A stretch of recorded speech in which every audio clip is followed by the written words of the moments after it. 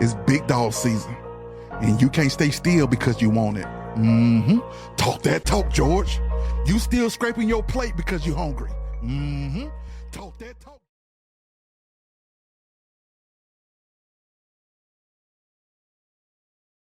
Good morning. Today is Wednesday. It is January the 15th. The year is 2024. So we are 15 days into January. It's a new year. And it's out to a somewhat rocky start with Earl being in the hospital. But everything else seems to be going okay. So the house is clean. The spot that's over here, Rosie came and cleaned the house. She scrubbed the house from top to bottom. I have no clue what's going on with this realtor. Realtors are kind of funny people. I chose this realtor who put this house up for sale. He's a black guy, and I know him.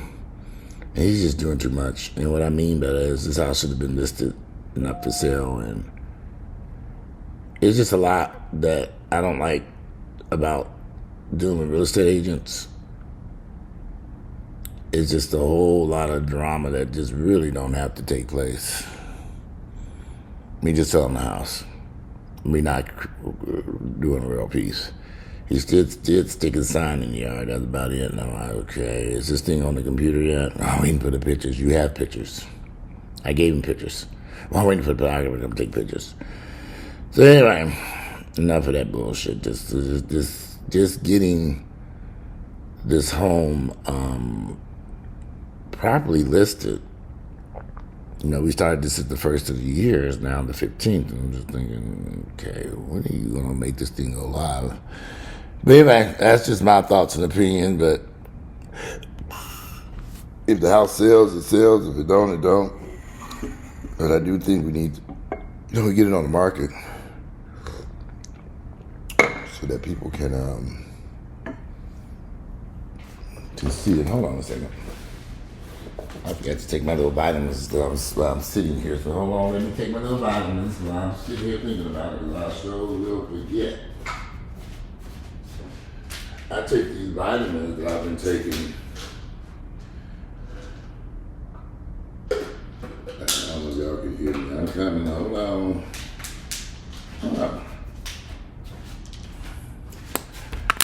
on. These are some vitamins I'm taking called GI Revive. GI Revive. And I went to a health food store and was talking to a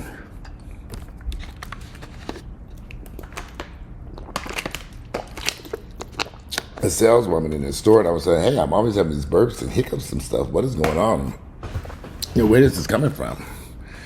And she was just said it's part of the aging process. And she gave me these GI Revive. It's designed for stomach health and all this stuff. This stuff works pretty well. You take 2 pills throughout the day, up to 7.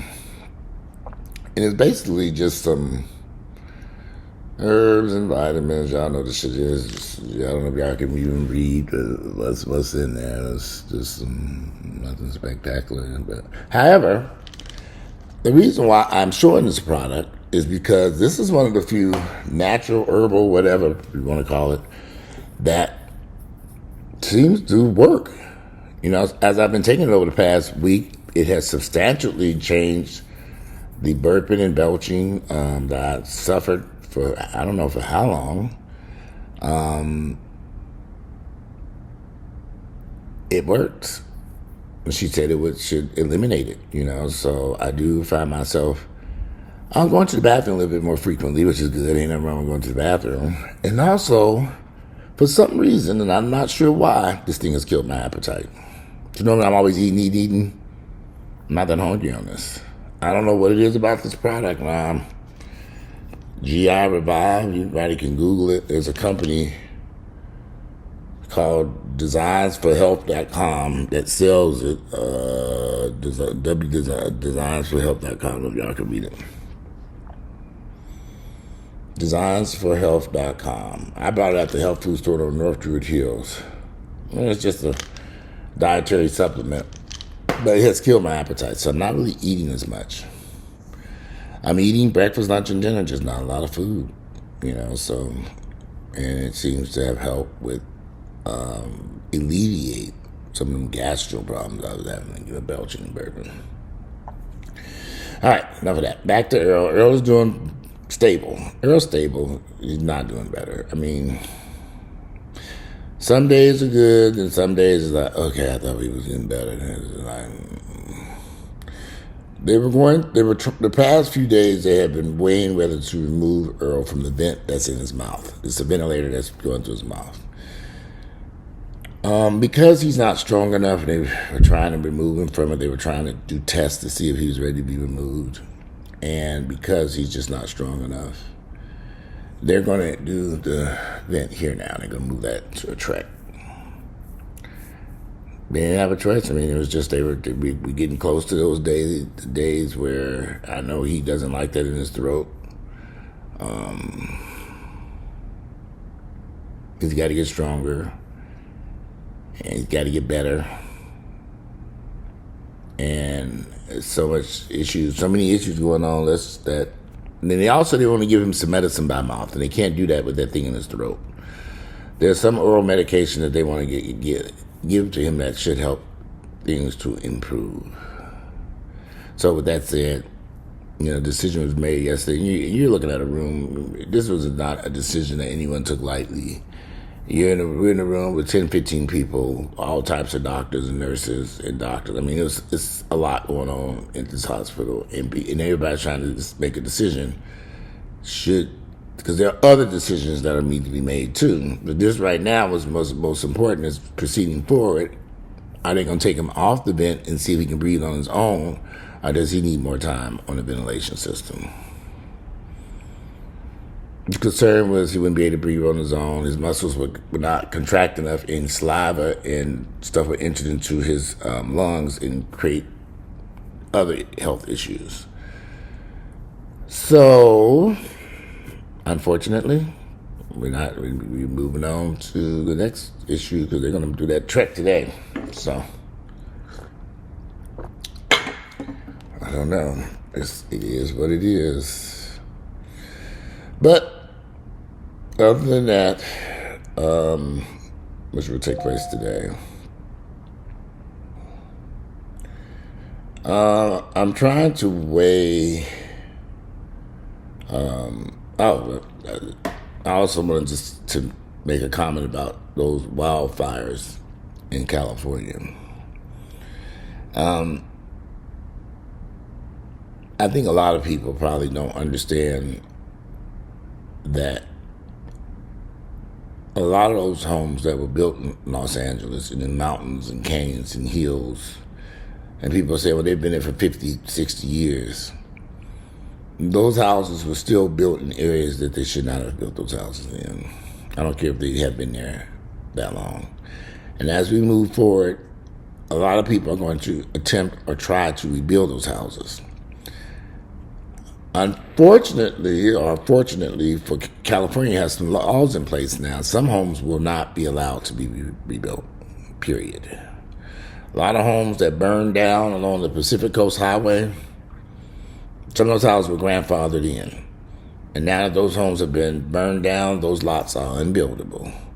And some of them houses will not be able to be built because they've changed the laws. And not just along the Pacific Coast Highway, quite a few of those houses that were grandfathered in certain areas will not be allowed to be rebuilt. Now,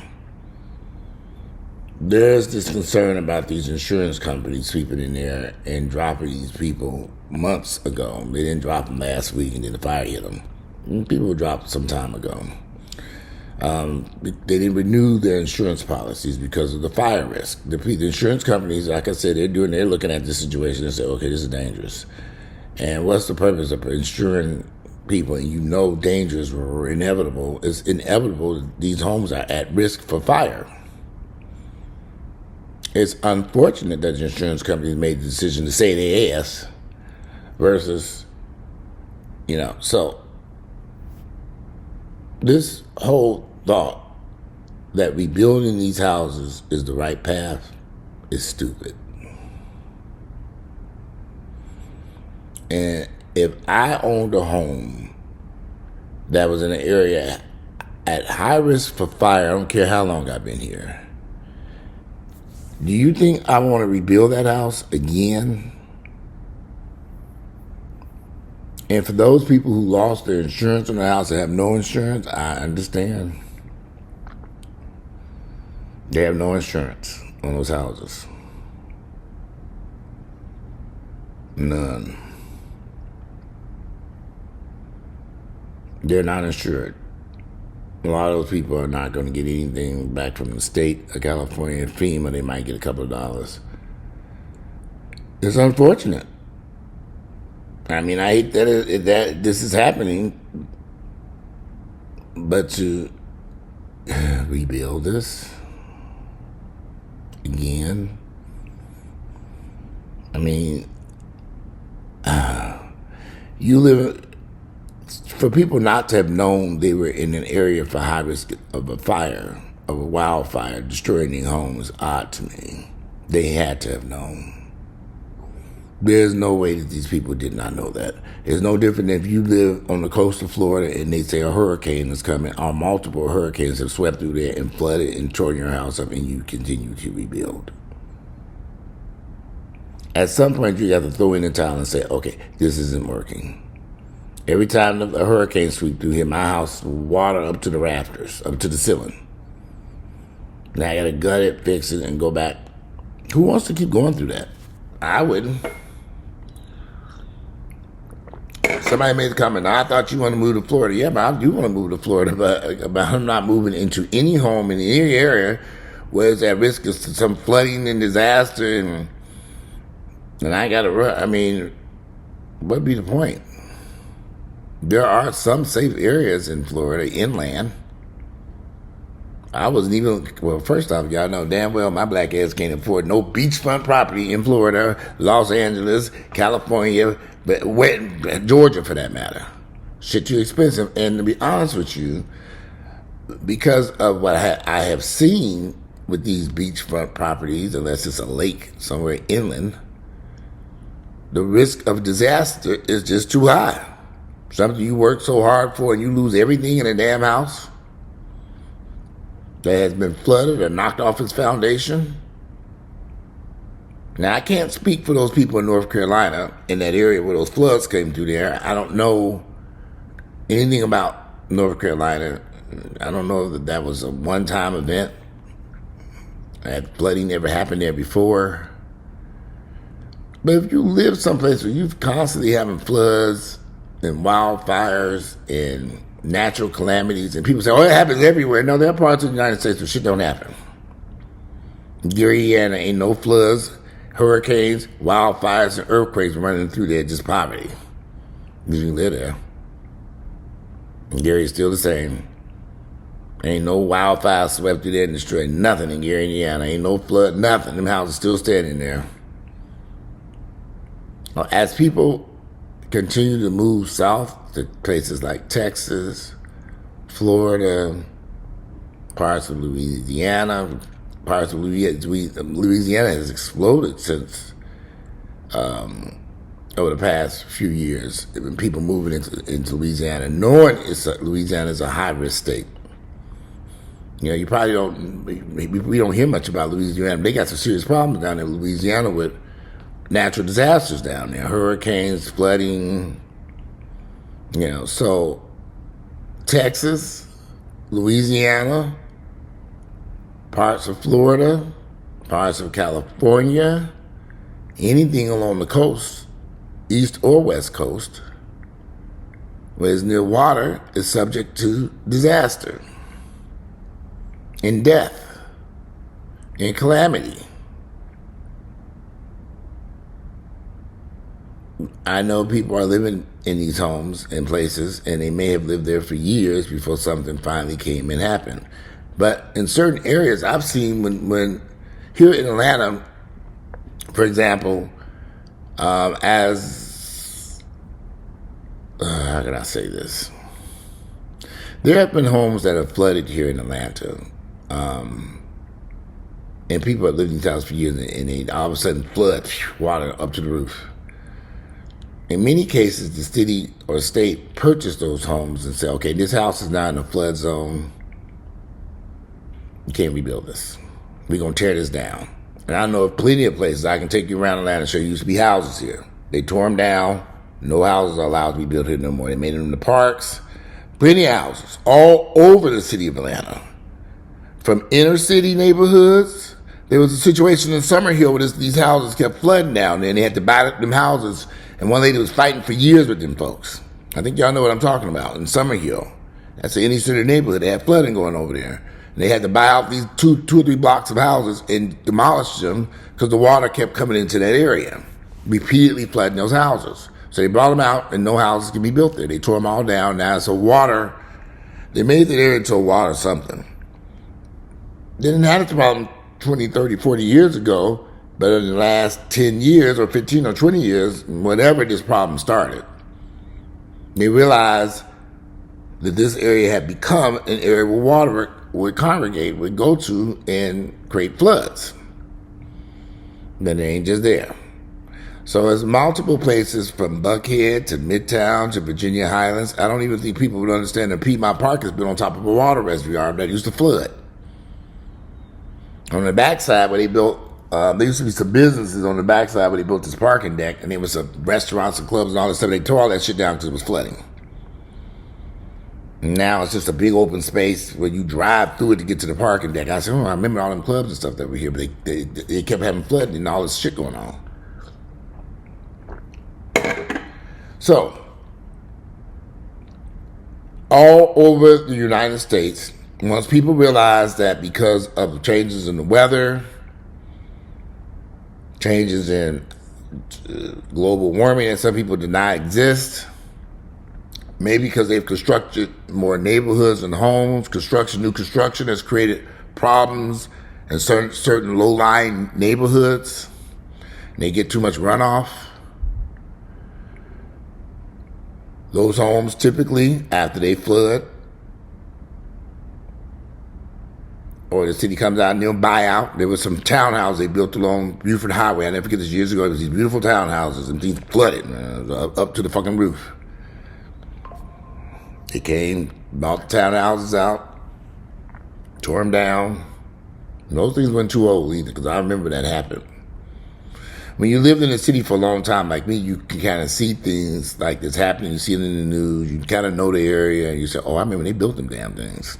And it might not have been a flood zone at first, but over time, something happened, and now the homes are repeatedly flooding, and they tore them down. And it's happening in a lot of areas here in Atlanta. So I know it's happening, and not just here in Atlanta, but I know there are parts of New Orleans where they were not allowed to rebuild some homes. I'm not too sure about that part, because I think most of New Orleans is large areas of the city are under sea level. So,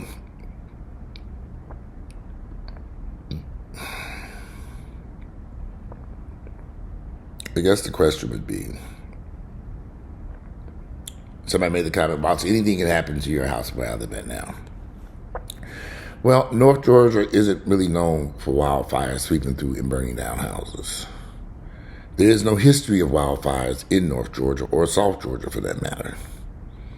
Now, something were to change, and we had due to climate change or something, and we don't have the density where I live at. I don't think you all realize this, but these houses sit on 2 and 3 acres over here. Our houses are not stacked right next to each other. There's a wide distance between these houses. You know, we're not densely stacked in here now. There are neighborhoods, not this particular neighborhood. I'm in Smoke Rise. These houses sit on large lots. As you go, I do know in a few years ago, somewhere up to Georgia 400, they built these townhouses. They were right next to each other. There was a fire that burned on them town. Some woman set the house on fire. She grabbed all the matches up and set the house on fire, fighting with her husband. She burned all the neighbors' houses down too. That was some man-made disaster there. And then some of you all are saying that these fires were started in California. The only problem I have with what you all are saying, about these fires in California being started by someone? Because California is known for these fires that randomly happen all over the state, particularly in Southern California, in certain areas. Every fire that has happened is arson. What about the fires dating back hundreds of years? It was arsonists back then too? See, some things don't make sense.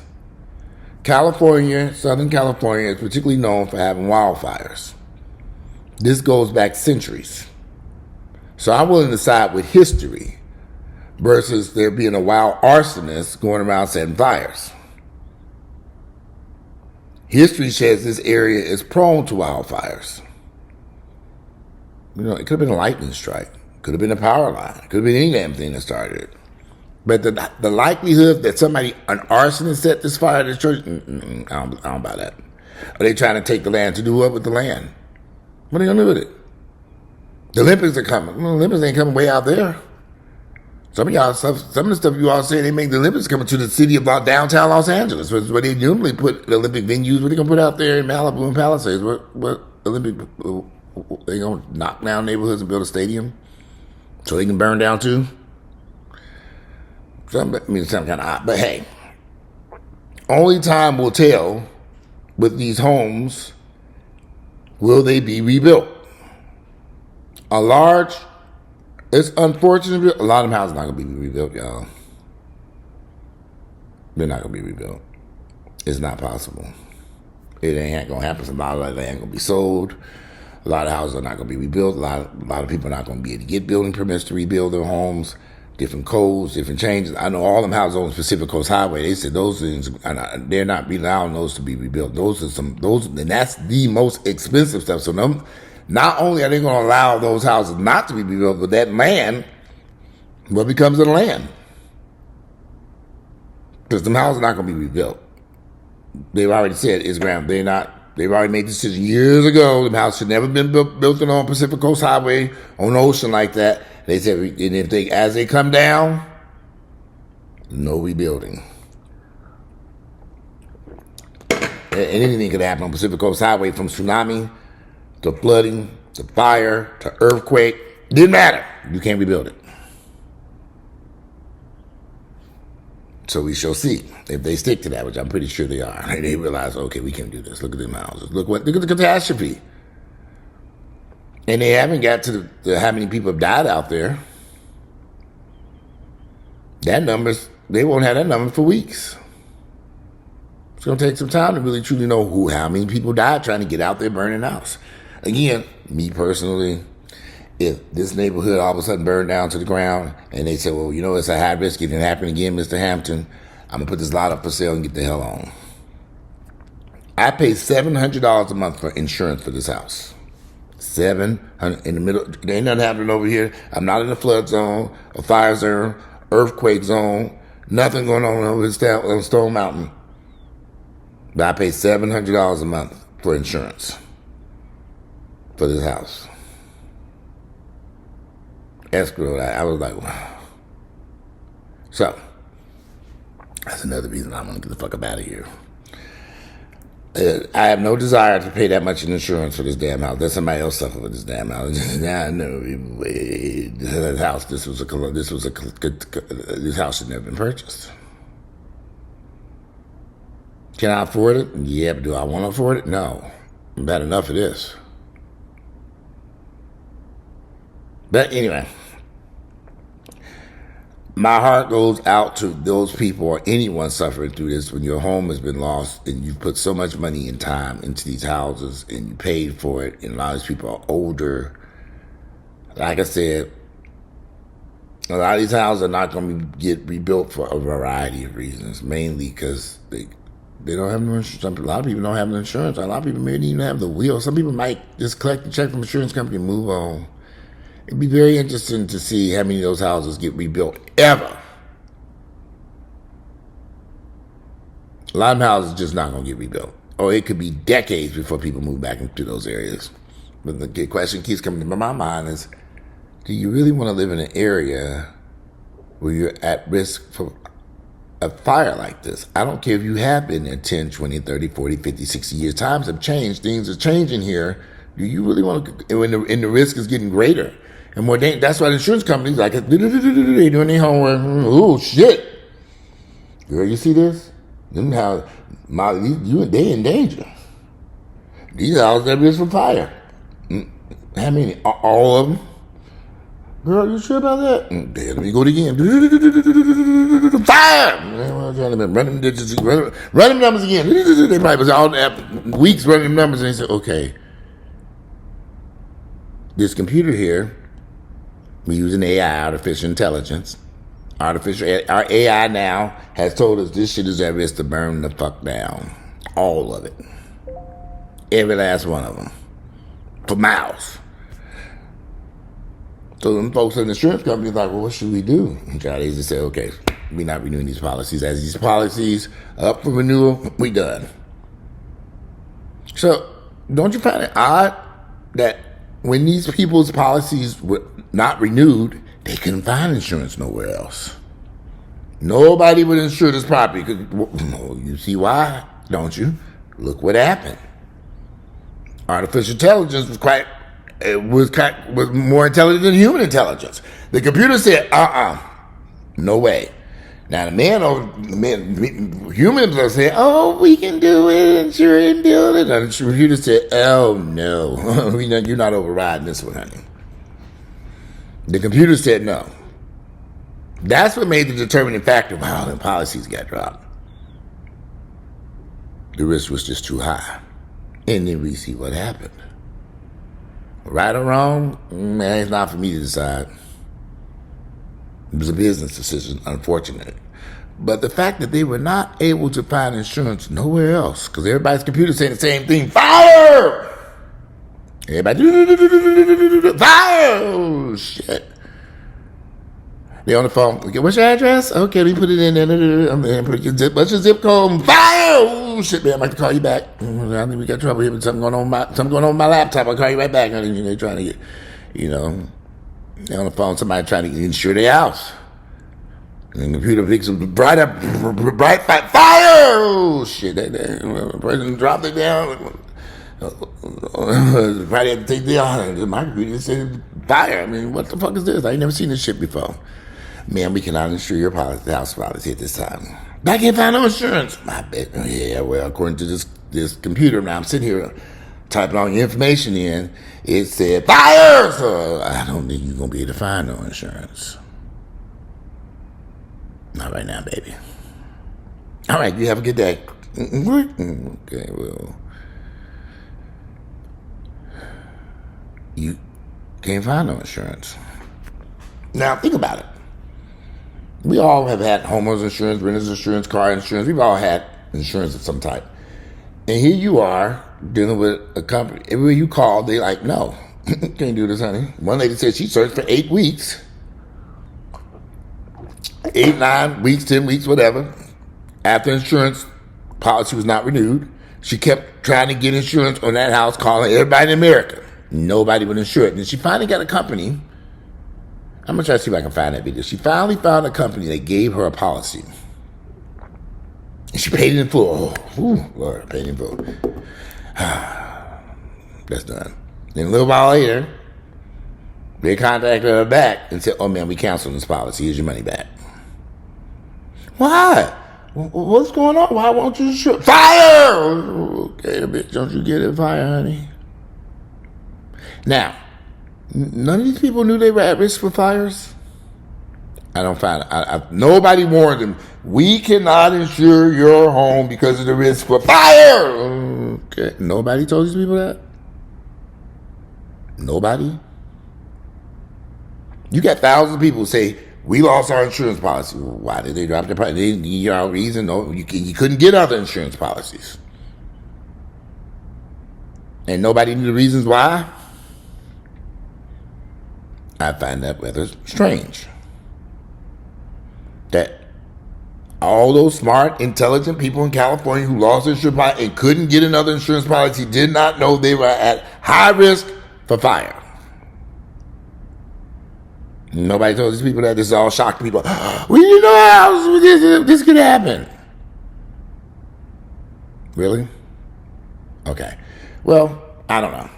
Who am I? I'm just an idiot on the internet. Don't pay me no attention there. People say I'm crazy over there. Yeah, well, I'm not in no high risk. There are places I could have moved here in Georgia. And I said, I'm not going there. For a variety of reasons. And I like how you all say disaster can happen everywhere. But I know cities where houses are still standing for 150 years. And they ain't had no flooding and fires and disasters and earthquakes. You might want to move to one of those places. Oh, yeah, they ain't got no fancy restaurants over there with celebrities like the Kardashians running around. Fuck them damn Kardashians. Entire communities have been burned down to the ground. Entire communities gone. And I don't think they're going to get rebuilt. I don't see that happening. Because it's still a problem. Who's going to insure these houses? That dilemma is not just because the fire has now swept through there. Okay, the fire gone now. Ooh, we say we can write insurance policies again. Don't work that way. They're not coming back to writing no more insurance policies in those areas. That's done. That cookie is burnt. They're not coming back to that. Anyway, it's my thoughts and opinions about the California fires, and the houses not going to get rebuilt. And anyway, I hate this is happening because a lot of people have probably lost everything, but they're alive. I think in the event, I'd rather be alive than if I had to choose between losing this house and living. I'm going to choose living any day. Y'all gonna catch me out here running around. All I got to say is this house. Fuck that damn house. Get on down the road, honey. Get my ass on down the road, honey. Call the bank. Is that money to that bank account? Oh, good. I can go someplace else and go up the street, honey. Now they out there fighting for places, the rent's high and all that shit. Leave! They still don't get it. They battling over the rents and everything, and we gonna fight. What is going on here? Leave. Anyway. Today is Wednesday, January 15th. Let me get dressed. I can take these dogs out. Shit, I still got snow in my backyard. They dogs eating the snow. January 15th, the year is 2025. I don't know if I said the beginning of 23 or something. I don't know. January 15th, it is 2025. You know, it's early in the morning. I got me some coffee. Make me another good coffee. Get dressed so I can run up here to the hospital again and see what's going on. Anyway, I'm out of here, and I'll speak to y'all later. Have a great Wednesday.